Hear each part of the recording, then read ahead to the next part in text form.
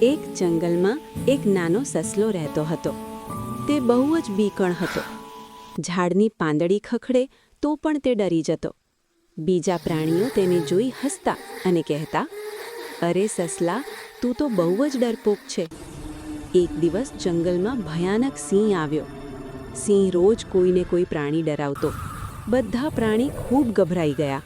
સિંહે ગર્જના કરી અને કહ્યું, આજથી જંગલનો રાજા હું છું. બધા પ્રાણી ચૂપ થઈ ગયા, પરંતુ એ જ વખતે નાનો બીકણ સસલો આગળ આવ્યો. સૌને આશ્ચર્ય થયું.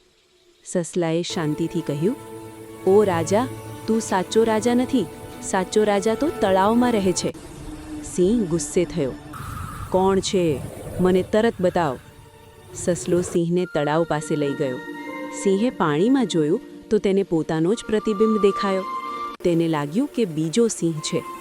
ગુસ્સામાં આવીને સિંહ તળાવમાં કૂદી પડ્યો અને ડૂબી ગયો.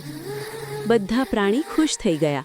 તેઓ બોલ્યા, વાહ સસલા, તું તો બહુ બુદ્ધિશાળી છે. ત્યારે સસલાએ હસીને કહ્યું, ડરપોક હોવું ખરાબ નથી, પણ બુદ્ધિ હોય તો બીકણ પણ બહાદુર બની શકે.